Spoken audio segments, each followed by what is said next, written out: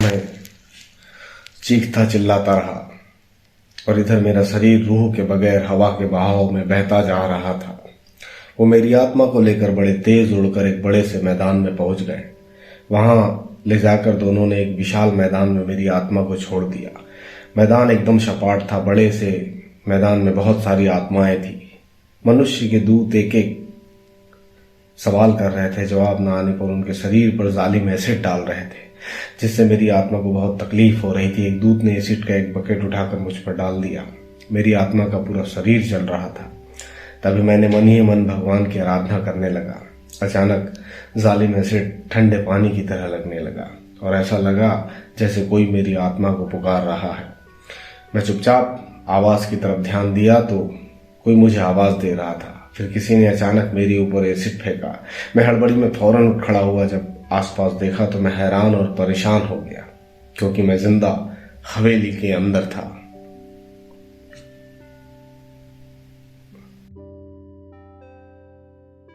मैंने शायद कोई भयानक ख्वाब देखा था। हवेली का मुलाजिम मुझे नींद से जगाने के लिए एक हाथ में पानी भरा जग लेकर खड़ा था, जिससे वह धीरे धीरे मेरे मुंह पर पानी मार रहा था और मैं ख्वाब में आग में जलकर मर भी गया था। मैंने भगवान का शुक्रिया अदा किया कि मैं जिंदा था।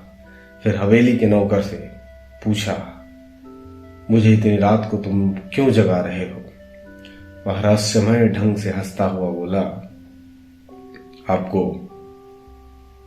चौधरी साहब सुबह की आरती करने को बुला रहे हैं। मैं भगवान का शुक्रिया अदा किया और उठकर सुबह की प्रार्थना करने चला गया। मैंने आज प्रार्थना के बाद भगवान का शुक्रिया अदा किया कि मैं जिंदा मौजूद हूं और घर परिवार की सलामती की कामना की।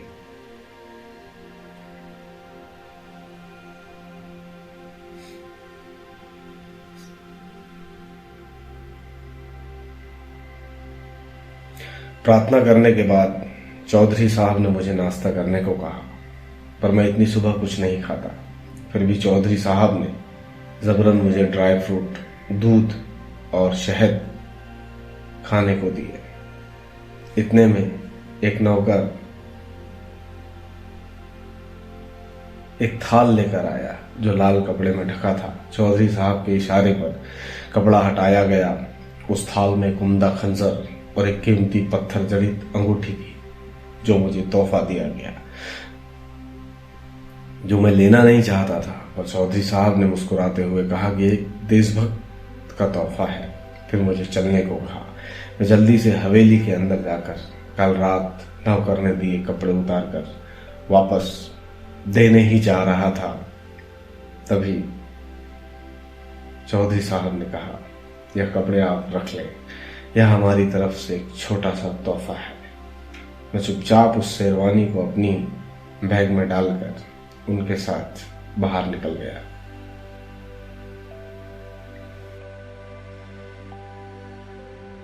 बाहर आलीशान महल जैसी हवेली के सामने बड़ा सा गार्डन बना हुआ था। बाग में रंग बिरंगे फूल और फल लदे पौधे बड़ी संख्या में थे। आज सुबह भयानक ख्वाब देखकर मेरा बुरा हाल था, पर मैं जिंदा था, यही बड़ी बात थी। जैसा आप जानते हैं, हम रथ की सवारी लेकर निकल पड़े। साथ में कुछ शस्त्रधारी घुड़सवार भी थे। हवा से बातें करते हुए हमारी सवारी आगे बढ़ी जा रही थी और चौधरी साहब अपनी पुरानी यादें सुना रहे थे। पर न जाने क्यों उनकी बातों में अंग्रेज सरकार, जिन्ना और सरदार का जिक्र था और बंटवारे पर ही आधारित बातें थी कि क्यों इस हिंदुस्तान का बंटवारा किया गया। इस बंटवारे में पड़ोसी पड़ोसी का दुश्मन हो गया। किस तरह इस बंटवारे में लाखों लोगों की जानें चली गई। कितना हसी हिंदुस्तान था, न जाने किसकी इसको नजर लग गई। कुल मिलाकर वो मुझे उस बंटवारे से खुश नहीं दिखे।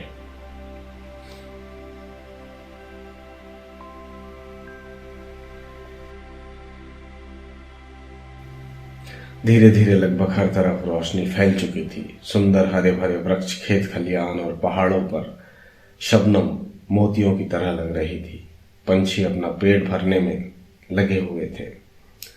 कुछ 3 किलोमीटर जाने के बाद चौधरी साहब ने हाथ का इशारा करते हुए रथ को रुकने का इशारा किया और रुक करके चौधरी साहब ने मुस्कुराते हुए कहा कि आपकी मंजिल सामने है, हमें कुछ काम है, वहां से हमें आगे जाना है। सिंह साहब, आप यहाँ उतर कर हमें इजाजत दें।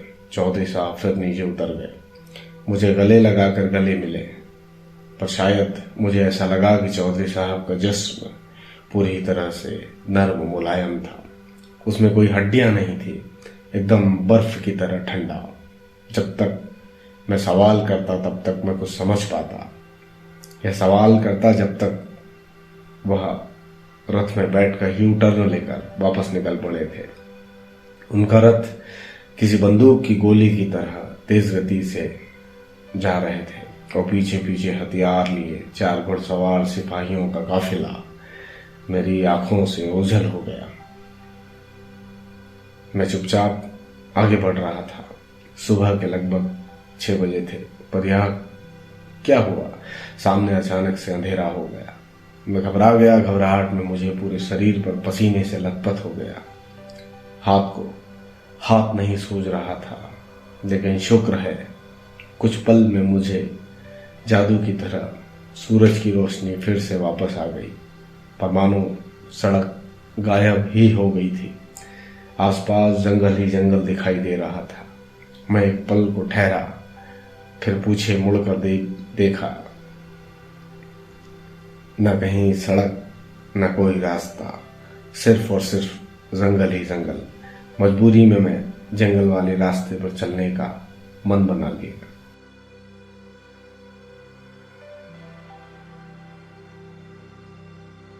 जंगल का रास्ता भी मजबूत और सपाट था, मानो सड़क पर पेड़ उगाए थे।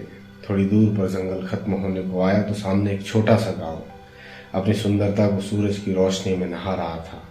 मैंने किसी से अपने चचेरे भाइयों का पता पूछा और फिर 2 मिनट के बाद अपने भाई के घर पर था। घर के पास ही खुली जगह में हम सभी बैठे थे, जहां कभी मेरा घर हुआ करता था। आज समतल मैदान था। जैसे तैसे करके मैं अपने पुश्तैनी गांव जा पहुंचा था। गांव में जब चाय पानी होने के बाद मुझसे पूछा गया कि आप तो कल ही पहुंचने वाले थे, फिर आज सुबह सुबह कैसे? क्योंकि गांव में सुबह कोई 9 बजे सवारी उसके बाद ही आती है। मैंने कहा मुझे रात में देर हो गई थी, तो रास्ते में अमर सिंह चौधरी की हवेली पर रुक गया था। जैसे ही मैंने अमर सिंह चौधरी और उनकी हवेली का जिक्र किया, सभी लोग चौंक गए। बच्चे अपनी माँ के आंचल में छुप गए। बड़े बुजुर्ग मुझे काफी देर तक तकते रहे कि जैसे कोई अजायब घर का जानवर आया हो। मेरी चाची फौरन घर के अंदर से अपने हाथों में कुछ लेकर आई और मेरी नजर उतारने लगी। बड़े भाई का छोटा लड़का दौड़ता हुआ पीर साहब को ले आया, झाड़ फूक और न जाने क्या क्या। मैं चुपचाप तमाशा देख रहा था। आखिर मेरा सब्र धीरे धीरे खत्म होने को आया। मैं अपने भाई भाभी की तरफ देखा और पूछ ही लिया, यह क्या तमाशा लगा रखा है? कोई कुछ बोलेगा भी? मेरी चाची मेरे सिर पर हाथ फेरने लगी और बोली, बेटा तू आज बड़ी मुसीबतों से बचकर आया है, वरना जिस किसी ने उस मनहूस हवेली का नाम लिया वो सारे किसी को जवाब देने के काबिल नहीं रहे। थोड़ा ध्यान से मेरे चेहरे को देखकर बोली, क्या तू सच में रात में हवेली में रुका था? मैंने सहज भाव से कहा, हाँ मैंने रात हवेली में ही खाना खाया और सुबह चौधरी साहब ने मुझे रथ तक गांव तक छोड़ने भी आए थे। तभी मेरे भाई की बहू बोल पड़ी कि कोई मुर्दा कैसे रथ लेकर आ सकता है। मैं हैरान परेशान होकर सब सुनता रहा कि कैसे हिंदुस्तान के बंटवारे के दौरान चौधरी साहब अपनी ही हवेली में रहकर खेती बाड़ी और अपना व्यापार करना चाहते थे, लेकिन एक रात को सामाजिक तत्वों ने, कुछ वहीं के लोकल नेताओं ने मिलकर उनकी हवेली में डीजल डालकर आग लगा दी। यह इलाका चौधरी साहब की निगरानी में था। एक आलीशान महल जैसी खूबसूरत हवेली, कुछ पठान सिपाहियों के साथ बीवी बच्चे, सभी आलीशान जीवन बसर कर रहे थे। लेकिन एक रात में जाने कैसे हवेली आग में समा गई और एक पल में सब कुछ खत्म हो गया। कहते हैं पाकिस्तान सरकार के ही कुछ नेताओं ने मिलकर ही आग लगाई थी ताकि उनकी सारी जायदाद पर उन लोगों का कब्जा हो सके। मुझे सब झूठ ही लगा। मैं फौरन बाहर निकला और भाई की मोटरसाइकिल लेकर उसी रास्ते पर दौड़ाने लगा। पीछे पीछे भाई, भाभी, चाची और मोहल्ले वाले मेरे पीछे गाड़ी लेकर कोई पैदल मेरे पीछे दौड़ लगा दिया। पर यह तो सामने कोई रास्ता खत्म होने को था, वहां पर जंगल ही जंगल था। मैं अपना सर पकड़कर बैठ गया। मैं हैरान था कि मेरे साथ ऐसा कैसे हो गया। मैं अभी कुछ देर पहले ही 52 साल पहले की जिंदगी जी थी। मेरे रोंगटे खड़े थे, मेरा दिमाग काम करना बंद हो चुका था। दरअसल मैं जिस जगह खड़ा था वहीं उसी पुरानी हवेली के खंडहर खड़े थे। उसमें कुछ झाड़ियां उगाई थी जो हवा की हल्की हल्की तरंगों में झूल रहे थे और मुझे चिढ़ा रहे थे। मैं स्तब्ध था उस खंडहर को देखकर और लोग स्तब्ध थे मुझे जिंदा देखकर।